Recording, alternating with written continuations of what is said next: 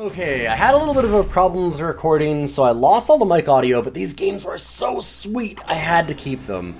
So, welcome all of my medium fans. We're doing a little bit of a different video today where I'm going to be talking over my past play. Obviously, I'm not going to be keeping that hand because it's just not good enough. But the idea of this deck is to really be Kesava combos. So we're going to be doing Means to an End, Kesava, Lifedrinker, and Dizo's Racket, which does an infinite combo. You can check it out down below in the deck video. I go over it in detail, but I'm just going to jump into the games here. And we decide to keep this hand. It's perfectly acceptable. It looks pretty good. And it's got a little bit of Scout. We've got our Seek Power to get our Justice.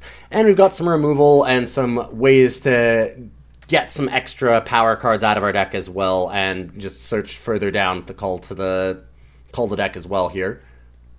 So we're pretty lucky to start off this way. I'm just going to go ahead and grab a Justice right away. We'll be able to scout the next turn was my thought process here. And we can also have the Vara's Favor up as well. So if they do play something aggressive, then we've got that as a backup.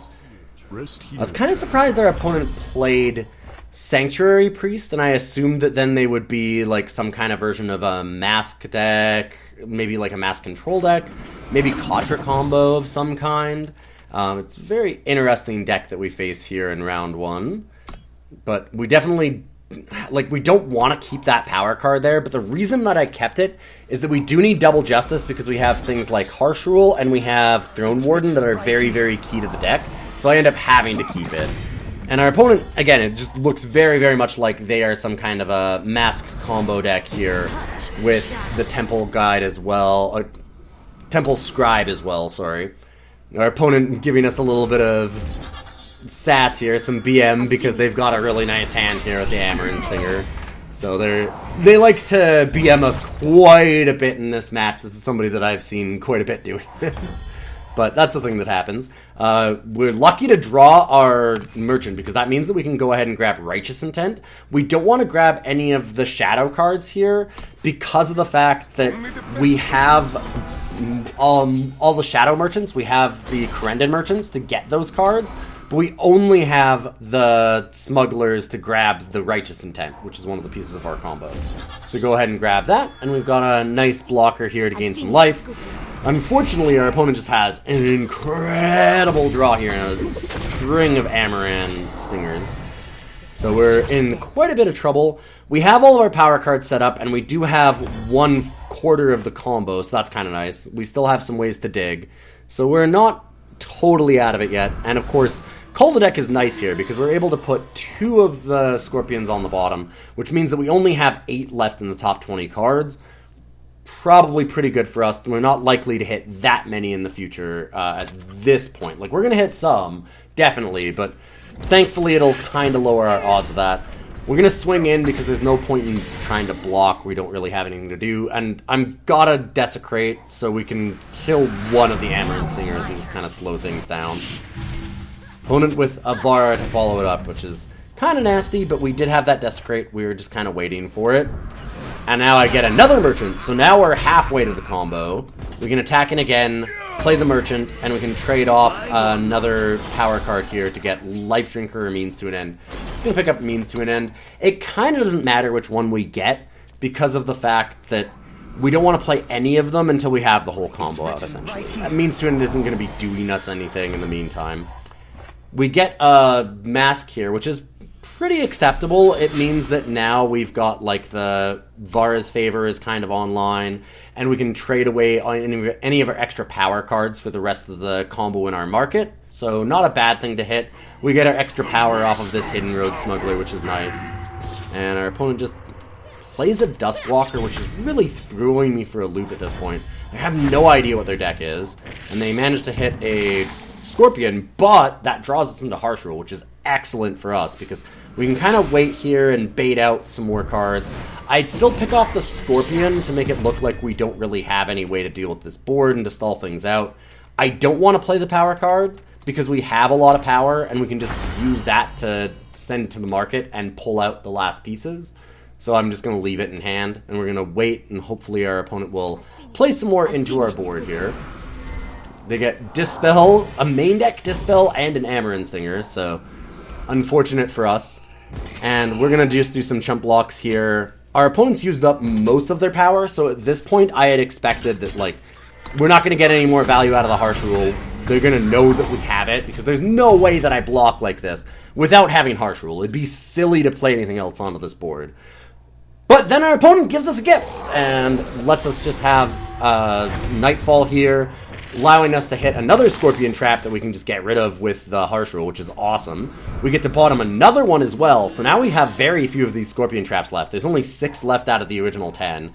And we get to wipe them all out, which is just fantastic for us. Or sorry, there's only 5 left actually, I think, at this point, which is really great for us. And then we get to follow it up with a Vara. So at this point, we're looking really good. We just need to stop drawing power cards, get another merchant, hopefully draw a Dizo's Racket so that we can start both powering up to draw a bunch of cards with our Righteous Intent, and also so that we can have the last piece of the combo that's not in our market. Opponent, though, starts out really nicely here with a merchant right off the gates from the Harsh Rule, and then immediately just slams a whole bunch of those Scorpion Traps, even though we got rid of a bunch of them. We get to bottom another one, thankfully, but we're still kind of in trouble here now, because we're facing down all these Scorpions. Our Vara's kind of blanked. Like, we can attack with it to gain some power, but it's just a really awkward moment. I opt to use the extra armor here to keep our Auric Runehammer online, and we end up just not attacking with the Vara because it doesn't really make sense to give it away. We've got the weapon at a 4-4, and we can just slowly eat away the Scorpions. It'll become a 4-2, but then we can hopefully just pop the other ones. Unfortunately, our opponent went for Dizo's Office, and they just kill our Vara, so we don't get any value out of it at all. Wish I'd attacked it, but there's no real way for us to know what they were doing. Their deck's been very weird. We hit another Scorpion Trap, so our luck is not really on our side, and then we just follow that up into a power. So we're kind of drawing a little bit dead here, having some problems. We've still got lots of outs. We have, like, tons of Harsh Rules still in the deck. We can definitely just draw a Dizo's Racket into a Merchant and just instant combo off and win the game. So we're hoping to hit some of those kinds of things, and we're just waiting in the meantime to get there. Then we get to threaten here and pop our Auric Runehammer and deal us a bunch of damage. And they get another, like, weird card here in the Bloodhall Invoker to get some more stuff. They hit the second last Scorpion Trap. So they're just absolutely nailing an insane number of these in a row. I'm looking here now to see, like, how many actual Amaran Stingers they've played on us and how many Scorpion Traps we've both hit and bottomed. And, like, as we said, we've actually managed to hit all of them but one. We bottomed 4 of them, 1 through Scout, and then 3 other ones through a Cull the deck. That's what I was just looking at right now, is just to check that I had been calling them to the bottom, and that Cull the deck, in fact, said that they would go to the bottom of the deck. And, yeah, we just kind of ran up into a really strong string of Amaran Stingers and Scorpion Traps here, which is kind of wrecking us. And then we've also hit a lot of power cards in a row that has certainly not helped out our case. Our opponent hits a Katra, and now they're just more than in the driver's seat. We're basically in a moment where we need to either draw a Harsh Rule, or we need to draw a Hidden Merchant and just be able to end of the story them, try and draw ourselves back into the game at that point. But this is putting us down to 1, so we're in an incredible amount of trouble. And we're just gonna pray that we hit something like that. And we do! We hit the Hidden Road Smuggler. We're lucky enough to do that, and we can immediately go for the board wipe. And we get to follow it up with the Vara. So, you know, we've kind of got some outs here. We're managing to save ourselves a little bit. Opponent played a lot of things into that, so we're hoping that it's okay. But then they BM us immediately, so we're like, oh, we kind of know they have something. They did it before, where they started BMing us when they figured they had a really good play. So there we go. They've got the Lunar Magus. And, of course, our opponent's got to show us that we're extra dead, so they're also going to play the Vara. And at this point, there's really nothing else that we can do. We're just dead to the Nightfall anyways. And they start just spamming emotes at us and slowing out the game, so we just scoop. Alright, game 2. We've got a kind of tough hand here. It's a little bit of a greedy one. So we have the Crest it helps us scout, and we really only need 1 power, because we have Hidden Road Smuggler, we have Dizo's, which is great, like that's already part of the combo, so we're basically halfway to the combo there already. Mask of Torment can help us get extra power, we have the Harsh Rule in case things become problematic, and Stonepowder Alchemist buys us a lot of time. So after a lot of deliberation, I decided to keep this one on the hopes that I can just draw a power card, and then we're probably good for a couple turns, and we're able to draw 2 pretty easily, I would think, with the scout. So that was the thought process here, and I just snap keep that. That's a perfect hit for us. Not only does it not really mess up our curve by being depleted here, because we don't have a 2-drop play, but it also helps us scout, so we can make sure that we get more power, and we're perfect. We drew another power card right off the top, we get the Seek Power, so we get the time, and we've got the Mask of Torment, everything set up, and we're in excellent shape. We're playing against an even deck, and it's playing Xenon colors, so we kind of assume right away that they're going to be playing even Katra. And so we've got to make sure that we've got removal spells for any of their combo pieces. And it's nice for us to have the Harsh Rule, because if they can lay anything down, then we've got it. I'm more than a little bit worried we don't have an Annihilate or any kind of fast removal, so if they wait until they have all of the pieces in hand and then just play it out, we could be in trouble, so we might try and just combo off faster than them. And right now, I didn't want to just play the Stonepowder Alchemist. I wanted to actually get the mask down first. We're not under that much pressure, and we didn't have a lot of powers, so it made more sense to do it this way. And again, we're only taking 2. They shifted that in, so we're just going to play the mask. And then we're going to gain the life and use that so we have all the extra power that we can dump into the market like we were talking about earlier. The power will just be able to be extra things that we can shuffle into our market, and we'll use the mask to actually get to the power that we need for the combo. And now we see Stained Honor. So if you haven't seen the Katra combo, that's one of the key pieces of it, so we know that that's what they're trying to do. They need Stained Honor, they need Katra, and they need Razor Quill. So we're waiting to blow up the board here. We could just Slay, because we obviously know that they are on the combo, but I feel like because they don't have enough mana yet, like they're going to need to play Katra and Razor Quill, which means they need to have 8. So we've got a couple of turns before that happens, and we have the Harsh Rule. So I'm deciding what I want to do here. I could, like, Dizo's Racket, or we could go ahead and play the Hidden Road Smuggler and the Stonepowder Alchemist. I decide, ultimately, that I'm just going to play the Stonepowder's Alchemist and just kind of slow things down a little bit. Maybe get them to play more onto the board, because they won't necessarily think that I've got a board wipe if I'm going to play that in. And it also lets me get some more power cards, some more power, right, off of the mask. So they now play Katra, and we know for sure that they're really close to the combo, which is great for us. They play a whole bunch of things into our Harsh Rule. So you can see me hover it over there excitedly. I just get to chump block, and we've got the Slay afterwards. So I'm showing that off right now, where we can just Harsh Rule, and then still have the Slay. And we instantly hit a Desecrate as well, so we're in perfect shape. We're going to Harsh Rule, and then we're going to use Hidden Road Smuggler to trade off. Only the best. We can play the Dizo's Racket later. I would think about doing it now, but this way we can set up where we can Dizo's Racket into Righteous Intent and draw 3 cards right away. So it doesn't really make sense for us to Dizo's Racket immediately when we can gain the life here and get more power off of the mask, and we can hold up some removal for next turn into Racket and Righteous Intent. Obviously, we've got a removal for that, so we're not worried about it. We can just play the Dizo's Racket, we can Desecrate, and we now have Cull the deck, so we've got another thing that we can do on this turn. Not the best thing, but it does draw us down into more combos. And this one's a tough choice. So, Throne Warden gains us 4 armor, which is going to gain us 4 cards. But Stonepowder Alchemist also gains us extra power off of our Mask of Torment, and it draws us a card anyways. We've already got the Righteous Intent to draw 3, so I don't know that we need to draw 4. I kind of like the Stonepowder Alchemist here for that instead, and then we don't have to spend any mana on it either. Like, it just comes down immediately, draws us another card, and we can hopefully set up for a faster combo.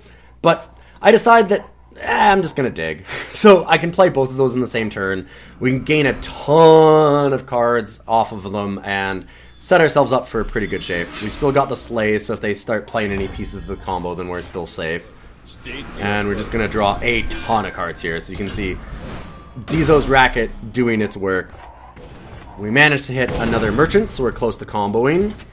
We get to play that. We get to Scout as well. And we only need to get Lifedrinker now, and we're good to go. So we're in great shape. We play one of the crests so that we can scout and hopefully hit another merchant. I decided to bottom the Slay since we already have one, and our opponent's probably not playing that much out into Slay now anymore. There's still a little bit of power away from being able to slam all three of them onto the board. They need Stained Honor, Katra, and Razor Quill all in one turn. And they get close here, so kinda scary. If they have a Stained Honor and they top deck either a Katra or Razor Quill, then we could still be in trouble. But we hit our Merchant, so we've got our combo, we just don't have enough power to play it all out yet. So we're going to go ahead and get Lifedrinker. We're a little bit short, so we're going to shoot Katra, because that'll give them the biggest units anyways if we don't do it, if they have some way to disrupt us. And in the meantime, I'm going to play this Righteous Intent, draw some more cards, and we've got the setup where we can just play Kesava, the Means to an End, and the Lifedrinker on 11 next turn, and that's the full combo. So we can attack in. It doesn't really matter because our opponent's dead to the combo next turn anyways.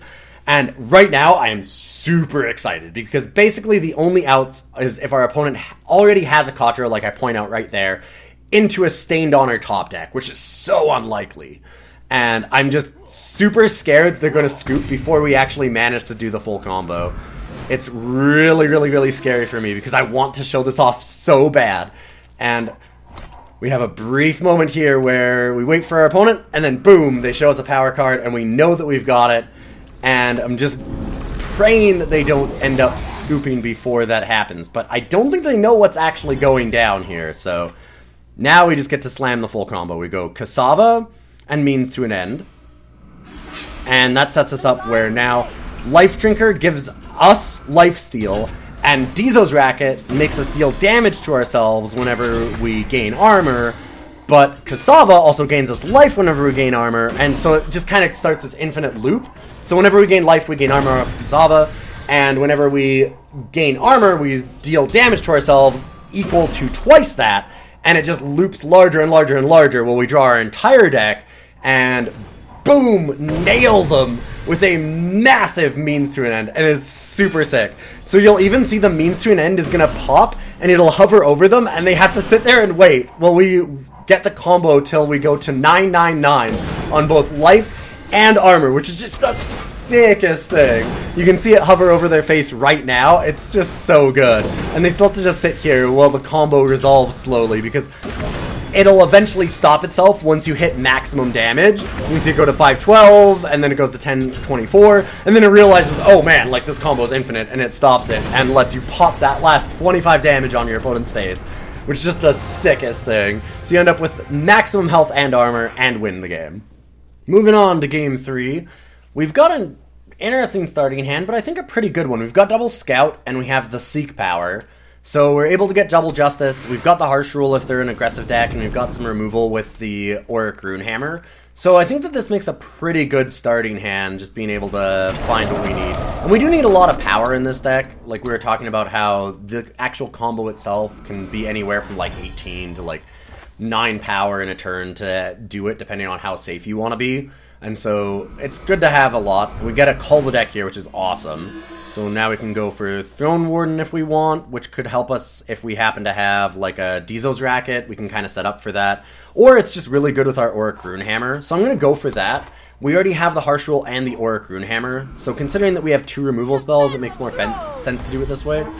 And we're facing down a pretty aggressive start here, which is a bit scary. We're just going to have to scout again. We don't have any plays to make, so unfortunately Mask of Torment doesn't do anything without any of our life gain cards yet, so we have to bottom that and just try and draw down to things that matter, like a Dizo's Racket. And we're lucky here because our opponent just slams a Vanquisher's Blade trying to be really aggressive, which just makes our Auric Runehammer incredibly online. So we get a free 2-for-1 and get to keep the Runehammer, so possibility of even more. Just a fantastic start out of the gate for us. And our opponent misses their power and gets stuck. So now we're in the driver's seat, and we get to play the Throne Warden. We can protect our Runehammer even better and put a lot of pressure on them. Now they're stuck trying to find answers to us, and I'm at a point where I have to decide if I want to play the second Throne Warden or not. Our opponent does hit their power card, and they sit here and think for a little while. I'm looking over the Throne Warden because we have an interesting decision to make next turn. We want to hold Throne Wardens for our Dizo's Racket, but we also want to just be able to pressure our opponent. Like, we can actually just win a game regularly. We have Varas, we have Throne Warden, we have the Auric Runehammer here, so we're making that decision. Our opponent, unfortunately, is still stuck on power, so they just eventually pass the turn to us. And now we have to make our decision as to whether or not I want to actually play this Throne Warden and keep up the pressure. I'm going to attack first, and they Defiance. So that tells me that they probably have another removal spell, although it's possible they might just be setting up for, like, hoping to top deck another one. And I'm stuck in our existential crisis here of deciding whether or not to Throne Warden, because it does mean that if we don't draw Dizo's Racket, I'm going to feel really bad. But our opponent's on 13, they've been stuck on power, and ultimately it just makes sense to try and end the game. Like, this is one short of lethal already. It just makes so much sense to try and go for it. They're using Defiance just to try and pop Aegis. That's a really bad position for them. So we want to just try and pressure them as much as possible, and probably even just win the game through these Throne Wardens and Runehammer right now. This Runehammer is incredible, obviously. It's just going to eat everything that they play with 4 health or less for a long time. And they're just going to have to keep playing them out to chump block because we've got the 2 Throne Wardens to pressure them. Our opponent playing some interesting cards here. I mean, they've got the Crown Watch, but then they're kind of slow besides that, so kind of a strange deck. They're in a lot of trouble. I'm expecting they Slay or Desecrate or something onto our Throne Warden. It just makes sense with the play here that they've already done with the Defiance, but they actually have their own Runehammer and end up popping our Aegis, so that's kind of nasty, but it's fine. We do manage to deal a ton of damage here. We still have our opponent dead next turn, so we're still doing okay. I think about not playing the power cards so we have more for merchants, but we already still have one in hand, so I end up playing it. And our opponent here ends up playing a Harsh Rule, which surprises me a little bit, because with their early play, like Crown Watch Paladin into the Vanquisher's Blade, it seemed a little bit strange, but that sometimes happens. They had a really tough game, so it's hard to say what their deck exactly was trying to do. And we put them down to 3, and we just pray. It's unfortunate we have the Dizos there, because of course we don't have too much left, but it still makes sense because we need it for the combo. And we still have some cards, like a Throne Warden, a couple Throne Wardens, and a couple of Runehammers still. But we end up winning the game because they don't have any blockers, so we're good to go. So we've somehow managed to go 2-1 with this deck, and we've got a really bad hand to start, so we just snap throw that one back. This one's good, though. We've got kind of the same situation that we had in Game 2 where we managed to combo off, where we've got a Scout card and some Seek powers so we can fix our power base a little bit. Dizo's Racket is a good one for us to see, although it does make things awkward because we've got the Seek power and we need double Justice for the Throne Warden, so we're going to need to get double Shadow because we have things like Desecrate into Vara, but eventually we'll also need double Justice for this Throne Warden, so we're kind of stuck. We know that our opponent is going to be probably pretty aggressive since they are in Diamond 1, so it's likely that they're going to be playing like an actual deck and not really trying to mess around much, and are proven correct immediately with an Oni Ronin. So we go ahead and we grab that Shadow Sigil, and I just play it. We're hopefully going to be able to have the Vara come down and try and stop this aggro, because Vara is pretty good against most of the aggro decks. And they go ahead and show us a Shugo Tactics. So not the fastest start, luckily, but still fast enough for us. And here we've got an interesting one. Do we Desecrate to get rid of that? Do we play the Hidden Road Smuggler instead? I end up just passing the turn, because I'd rather just wait for Vara. I don't really want to trade anything away from our Hidden Road Smuggler, because we need all the power cards to get to Dizo, to get to the Throne Warden. We need all of the power cards we have, and I don't want to trade off like a Desecrate or anything either. So instead we go ahead and play Vara here. Our opponent got the Jishu, which is a really nice card. I've tried to do a lot of these Jishu decks before, and it's hard to get Jishu down early enough for it to matter. And they went really fast, so I'm not sure if they were actually playing any weapons at that point. I was talking about that in the game. But it turns out they do in fact have them. So I was thinking that they might just have one kind of weapon in Shogun Scepter, and they do. But they end up showing us some more later, and they get another Oni Ronin here. Thankfully, it looks like they're mono fire, and we've got Vara. So Vara is a really good roadblock for a mono fire deck. And so we're just hoping that that'll stall them out for long enough and we can start, you know, getting a power and go slay into Desecrate and kind of save our board here. Unfortunately, they show us they have more than the one power card. They top deck immediately and get an Ornate Katana, so that we're stuck where we want to trade Vara here if possible. And I decided to make this trade because we still have 2 removal spells. We need to draw power card. If we're not drawing power, then we're in trouble anyways. But our opponent follows it up with a second Jishu, which is pretty gross. So we're already in a little bit of trouble, and we miss out on our power. So now we're stuck where we can't play Throne Warden to try and stabilize. We don't have a way to, like, really slam down 2 removal spells, and we don't really want to play our merchants too much because we're stuck at a point where we need power to play all of our cards. We don't want to trade too many off. We can trade away 1 Throne Warden because we have the Dizo's Racket out already. That's not really going to help us. And just like before, we're going to want to go for the Justice card rather than any of the Shadow cards. And it'll also be one that can draw us a bunch of extra cards because we've got the Dizo's Racket.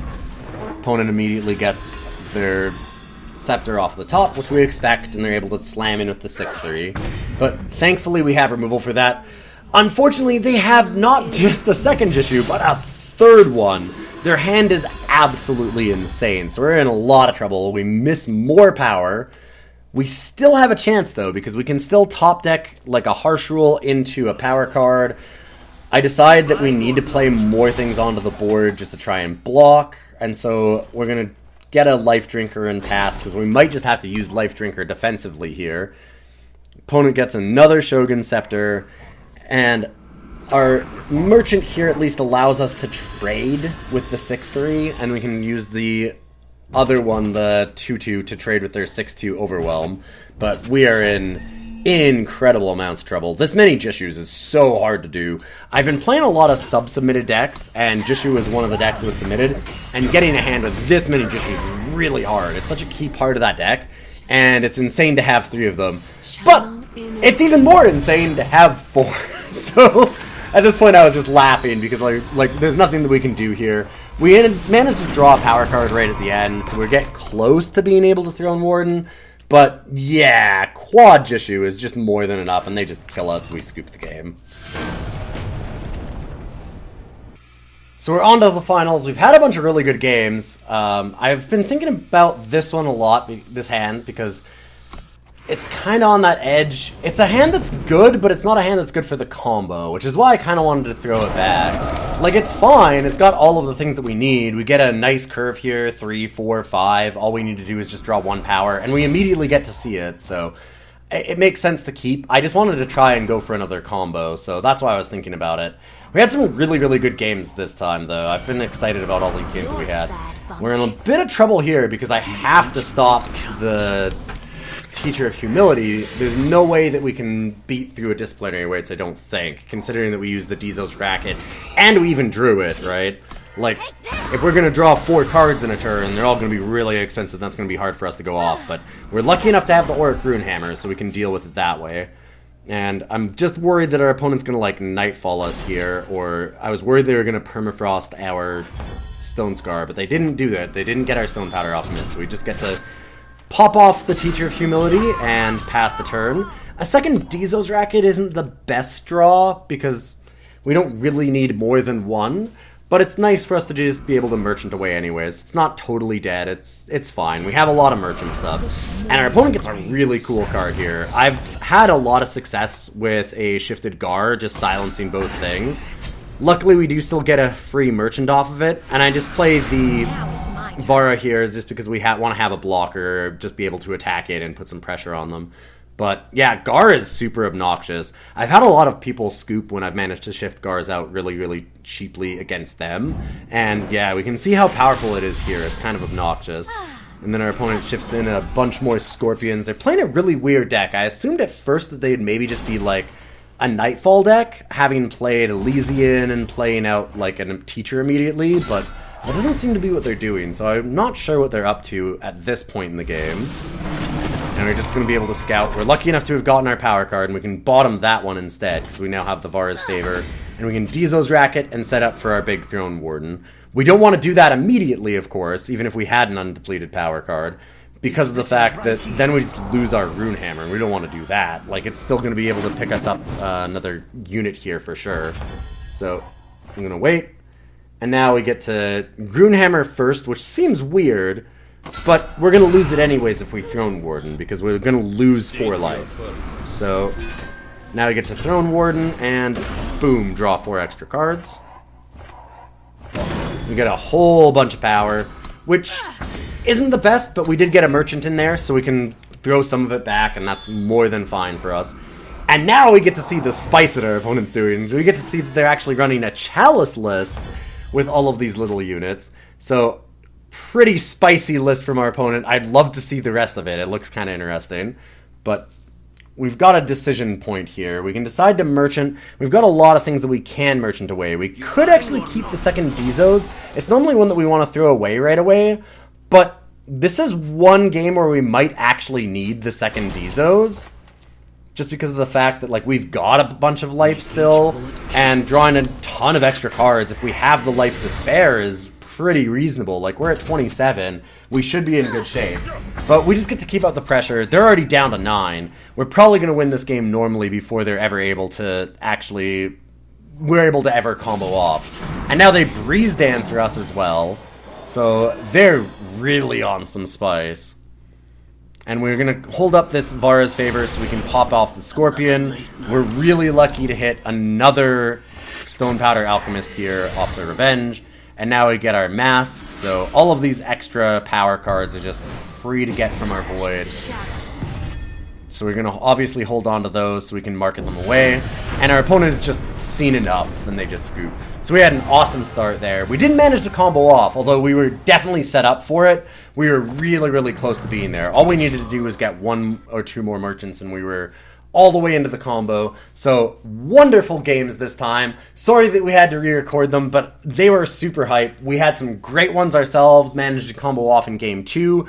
Or, you know, having our opponent just do the absolute nut Oni draw with Jishu there getting 4 of them in a row against us in game 4. But we managed to get a winning record with this. This deck is super, super sweet. It doesn't always combo off, but it does have the ability to play out games even when it's not comboing. And it worked really, really well here. Like, I was super excited about it. It's super, super fun when it actually combos off because you just get to do that ridiculous means to an end kill, which you very rarely get to do. And on top of that, you get to sit there and go all the way up to maximum life and armor while your opponent just has to sit back and watch it. It's just the best BM ever, while still just being a regular part of the combo. Like, you're not really BMing them, you're just having your combo go off. It's just a blast to play. So super fun deck here today, and I really appreciate everybody who's been supporting me recently. I know that we haven't had a regular schedule. We've got our big charity stream coming up June 6th to 9th, so remember, that's going to maybe throw a wrench in things still because it might be hard for me to record that week as well. But I'm going to be going back to, for sure, to a one episode a week right after that. So I really do appreciate, well, we've been having this kind of a downtime in the meantime with the legal dispute and things like that. People still supporting me. Although I've still managed to get an episode out every week or two still. Thank you all so much for all the subs and patron people. And a big shout out to inkgaming.com, my wonderful sponsor, who you can see down below where we have a code for them. You can type in Ilyon12 and get a discount on all of your playmats and dice bags, mouse pads, things like hoodies and t-shirts even they have now. And we have our own store with some cool channel merch. And yeah, I will see you all next week. Thank you so much.